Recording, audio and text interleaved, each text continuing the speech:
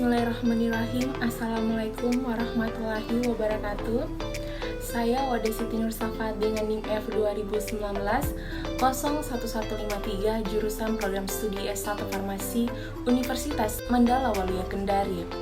Dengan adanya video kali ini saya akan mencoba menjelaskan materi mengenai hubungan struktur aktivitas obat antibiotika turunan pensilin dan turunan cefalosporin.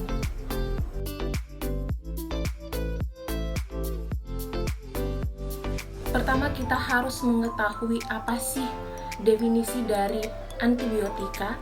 Jadi, antibiotik itu adalah senyawa kimia yang khas yang dihasilkan oleh organisme hidup, termaksud turunan senyawa dan struktur analognya yang dibuat secara sintetik dan dalam kadar rendah maupun menghambat proses penting dalam kehidupan satu spesies atau lebih mikroorganisme.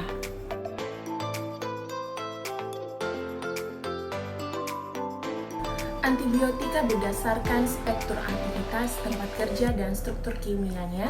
Terdapat 6. Yang pertama, antibiotika dengan spektrum luas, efektif baik terhadap gram positif maupun gram negatif.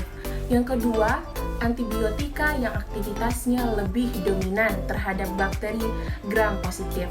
Yang ketiga, antibiotika yang aktivitasnya lebih dominan terhadap bakteri gram negatif. Yang keempat, antibiotika yang aktivitasnya lebih dominan terhadap Mycobacteria antituberculosis. Yang kelima, antibiotika yang aktif terhadap jamur. Dan yang keenam adalah antibiotika yang aktif terhadap neoplasma atau anti kanker.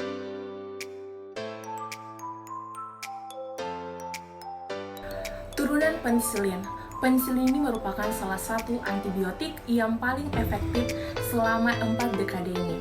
Peningkatan kebutuhan medis akan penisilin telah membuka peluang bagi pengembangan industri pembuatan penisilin secara komersial yang menuntut peningkatan kualitas dan kuantitas dari penisilin yang dihasilkan. Perbaikan kualitas dan kuantitas penisilin dapat tercapai apabila parameter-parameter metabolik dari proses fermentasi adalah optimum. Pada gambar berikut ini, penisilin pertama kali diisolasi dari kultur jamur Penicillium notatum dan P.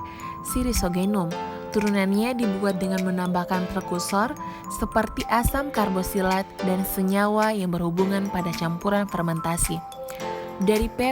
sirisogenum telah berhasil diisolasi asam 6 aminopenisilanat yang digunakan sebagai bahan dasar sintesis jumlah besar turunan penisilin, yaitu dengan cara asilasi gugus 6 amino dengan asam karbosilat, asil klorida atau asam anhidrat. Ikatan karbonit pada rantai samping penisilin dapat dipecah oleh enzim amidase menghasilkan asam 6 aminopenisilanat 6 apa yang tidak aktif.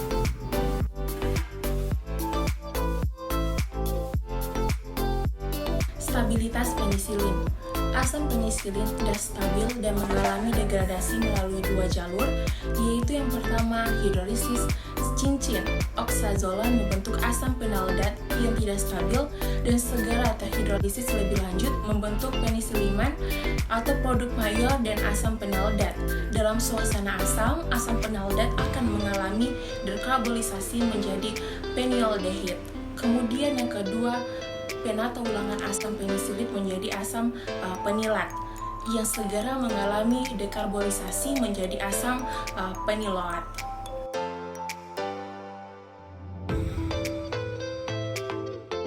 Hubungan struktur aktivitas penisilin.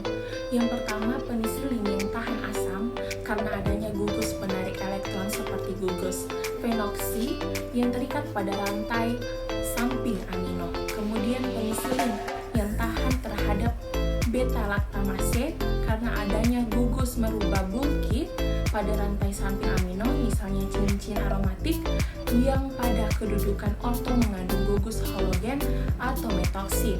Kemudian yang ketiga, penisilin dengan spektrum luas, yaitu karena ada gugus hidrofib seperti NH2 pada rantai samping, sehingga penembusan obat melalui pori saluran protein membran keluar dari bakteri gram negatif menjadi lebih besar. Dan yang keempat, penisilin yang aktif terhadap bakteri gram negatif dan Pseudomonas aeruginosa disebabkan adanya gugus asidik pada rantai samping seperti COOH, SO3H, dan NHCO.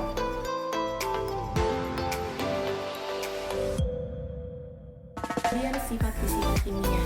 Penisilin merupakan suatu asam organik berbentuk kristal berwarna putih yang sedikit larut dalam air tetapi larut dalam pelarut organik.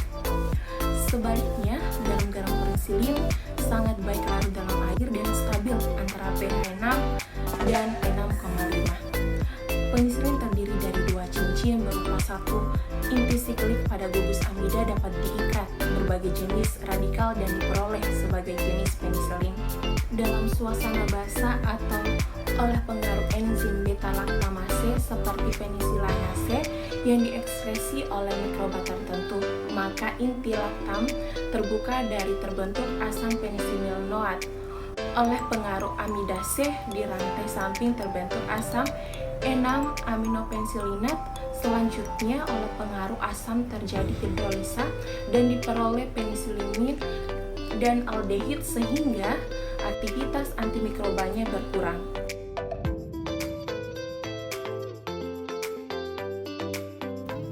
Spektrum dan cara kerja. Spektrum antimikroba dari penisilin relatif sempit. Mikroba-mikroba yang peka terhadap kerja penisilin meliputi 1. Coccus gram positif, meliputi Streptococcus terutama Streptococcus beta hemolitik, Enterococcus, Pneumococcus, Staphylococcus yang bukan pembentuk penisilinase. Kemudian yang kedua, Coccus gram negatif, meliputi Gonococcus dan Meningococcus. Kemudian yang ketiga, Bacil gram positif, meliputi aerob dan anaerob.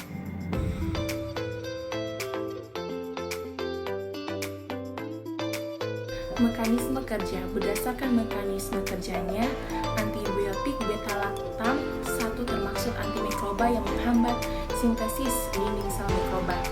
Efek bakterisid dijadikan pada mikroba yang sedang aktif membela. Pada waktu berlangsungnya pembelaan, sebagian dari dinding sel induk dilisis oleh suatu asetil muramidase. Dinding sel bakteri terdiri dari mukopeptida dan transpeptidase terlibat dalam pembentukan dinding sel baru. Enzim ini diblokir oleh penisilin sehingga pembentukan dinding sel tidak sempurna yang mengakibatkan matinya suatu bakteri. Oleh karenanya, dinding sel Coccus gram positif terdiri dari 60%, sedangkan Coccus gram negatif hanya mengandung 10% mukoptida, maka spektrum antimikroba dari penisilin tidak kuat.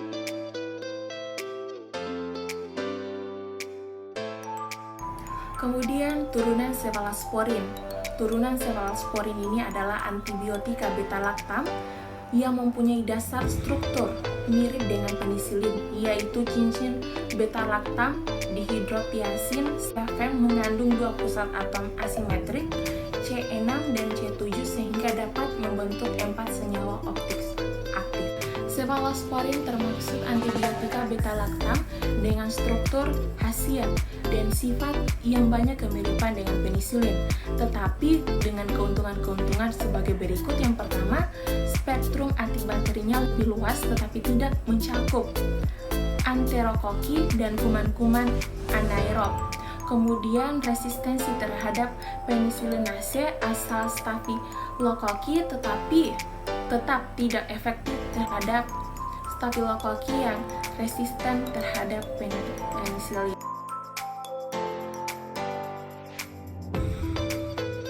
Kemudian aktivitas antimikroba dan penggolongan Cephalosporin. Mekanisme kerja antimikroba Cephalosporin ialah dengan menghambat dinding sel mikroba, di mana yang dihambat adalah reaksi transpeptidase, tahap ketiga dalam rangkaian reaksi pembentukan suatu dinding sel. Cephalosporin terhadap kuman gram positif maupun gram negatif, tetapi spektrum antimikroba masing-masing Zefirat bervariasi. Sefalosporin dibagi menjadi 4 generasi berdasarkan aktivitas antimikrobanya. 1. Sefalosporin generasi pertama secara in vitro memperlihatkan spektrum antimikroba yang terutama efektif terhadap kuman gram positif. Kedua, sefalosporin generasi kedua, golongan ini kurang aktif terhadap bakteri gram positif dibandingkan dengan generasi pertama, tetapi lebih aktif terhadap gram negatif.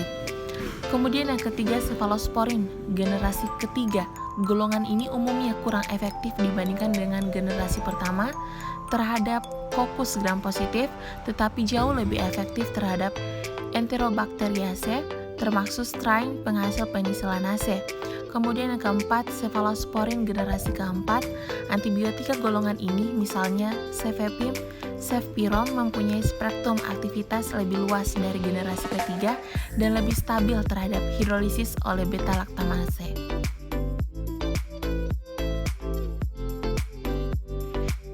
Kemudian mekanisme resistensi.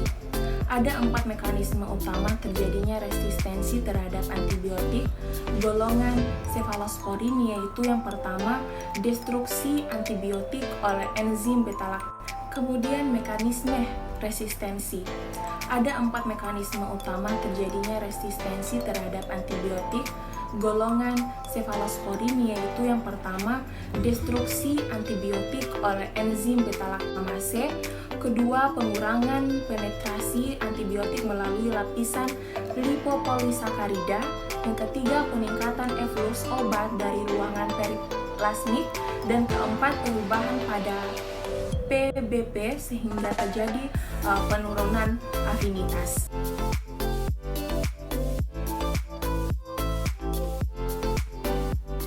Hubungan struktur dan aktivitas. 1. Pada umumnya turunan sefalosporin berbeda pada gugus-gugus yang terikat pada posisi 7 atau 3 dari cincin 7. Modifikasi substituen pada C3 untuk mendapatkan sifat fisika kimia yang dikehendaki, sedangkan modifikasi pada C7 untuk mengubah spektrum aktivitas. Kedua, adanya gugus pendorong elektron pada posisi 3 meningkatkan resonansi enamin sehingga reaktivitas cincin beta-laktam terhadap sisi aktif pada substrat D-alamil D-alanin dalam biosintesis peptidoglikan meningkat. Akibatnya aktivitas antibakterinya juga meningkat. Ketiga, aktivitas biologis sangat bergantung pada rantai samping yang terikat pada posisi 7. Substitusi gugus metoksi pada posisi 7 seperti cefamisin meningkatkan ketahanan senyawa terhadap beta-laktamase. Keempat, pergantian isoterik dari atom S pada cincin dihidrotiazin dengan atom O menghasilkan oksacefamisin atau oksacefem.